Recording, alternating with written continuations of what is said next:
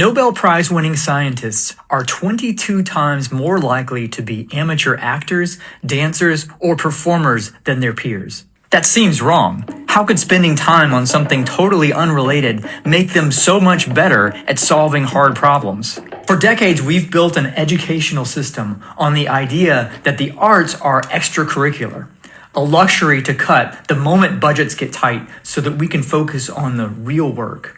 We treat the arts like dessert, an indulgence you earn after finishing the vegetables of math and science. But what if the craving is a signal? What if kids are drawn to music and theater because that's what a developing brain actually needs? What if we've confused brain food for junk food? We've inherited this Puritan instinct. If it feels like work, it must be good for you. If it feels like play, it must be frivolous. But fun does not mean easy. A kid lost in a guitar solo is working harder than a kid grinding through a worksheet. If your brain were a supercomputer, asking it to do long division is like using a Formula One engine to power a golf cart. It'll do the job, but you're not exactly pushing the limits. Now pick up a guitar or step on a theater stage. Suddenly your brain stops idling and starts running every system at once with split-second timing and no room for error.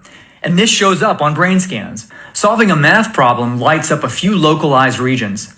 Playing music activates distributed networks across the entire brain. Motor control, auditory processing, visual decoding, emotional regulation, timing, memory, all firing together, all coordinating in real time. It is a massively more challenging task for the brain, the difference between lighting a single candle and turning on the stadium floodlights. When you understand this, the Nobel Prize correlation is no longer surprising. The scientists were at a huge advantage because they had been feeding their brains the highest complexity data sets available to the human mind. We've had pocket calculators that can do math since the 70s. We still don't have robots that can perform the lead in a Broadway musical.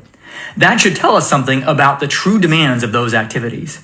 The tragedy is that we've been throwing away the very tools that build the hardware for genius. We cut them because they look like play. And we've decided that if it feels good, it can't be serious.